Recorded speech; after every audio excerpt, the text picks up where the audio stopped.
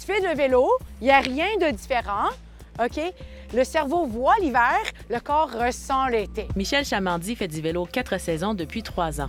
C'est plus pour le fun, pour me rendre d'un point à l'autre, sans le métro, sans auto, sans d'argent, pour garder de santé. Ce qu'on oublie souvent, c'est qu'en hiver, on a des journées enneigées, mais elles sont quand même relativement rares. Il y a aussi beaucoup de journées où la chaussée est peut-être un peu mouillée. La chaussée, souvent, est même complètement sèche. Donc, faire du vélo d'hiver, ça ne veut pas nécessairement dire faire du vélo dans des conditions très hivernales. Pour faire du vélo l'hiver, il faut d'abord bien s'habiller.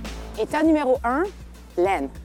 Alors, j'en ai du mérino pour tout le corps. Ensuite, bon, ça marche bien, des pantalons de pluie. Si au moment où vous sortez, vous n'avez pas un petit peu froid, c'est sûr que vous allez avoir trop chaud pendant votre trajet. Les journées étant plus courtes en hiver, les cyclistes sont amenés à rouler plus souvent dans la noirceur. Être visible est donc crucial. Lumière pour le vélo pour le soir, et plusieurs, à cause que les autos ne pensent pas qu'on est là. Bon, c'est pour ça que j'ai la veste. Mis à part les portières de voiture, l'une des grandes embûches sur la route, c'est la glace. Parfois, la glace noire, les petites plaques de glace, on les voit un peu à la dernière minute et c'est là où d'avoir un pneu à clous, ça offre une assurance supplémentaire vraiment. Dans la neige, un pneu de cyclocross, un pneu relativement fin qui va fendre la neige, aller chercher la surface en dessous, c'est généralement suffisant. Pour rendre le vélo d'hiver plus accessible et sécuritaire, de plus en plus de pistes cyclables sont déneigées par la ville.